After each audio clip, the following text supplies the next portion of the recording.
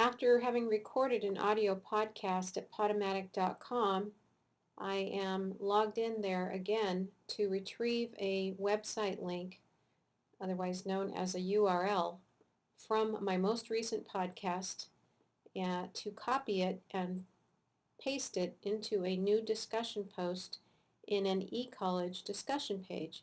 So I've logged in at Podomatic.com. I'm clicking on the Manage Podcast selection under the My Podcast menu, and I'll choose My Podcast page. And this provides a list of all the podcasts I've previously recorded and stored here that are hosted, and the most recent one that I want to extract a website link from is called Test Podcast. So I will click on that, and a new window appears with a page for just that podcast. There's a timer and you can hear my previous recording as it plays. I'm going to go ahead and hover over that and set it to pause.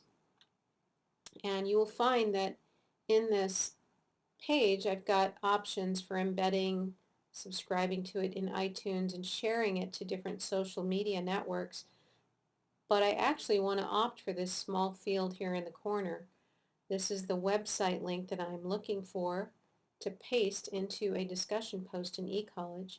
So you'll notice if I just click my cursor in there, the entire website link becomes highlighted, and now I can copy that to my computer's clipboard by pressing Control key and C key on a Windows PC, or the Command key and the C key on a Mac keyboard. So I'm doing that now, copying it, and then I'm going to exit out of this page, close that, and close the page from which it came. And I have my discussion page open here in an eCollege eCourse. Here's the discussion page, and I'm going to click on the respond link as I normally would to post to a discussion prompt. And you'll see that I get this text editor that I normally see when I respond to a discussion prompt. And I'm going to give it a subject title and some text to give some context to what I'm pasting here. This is my first audio podcast for this assignment. And I might actually highlight that and make it a little bit bigger so that when it does appear in the discussion page it will be significant.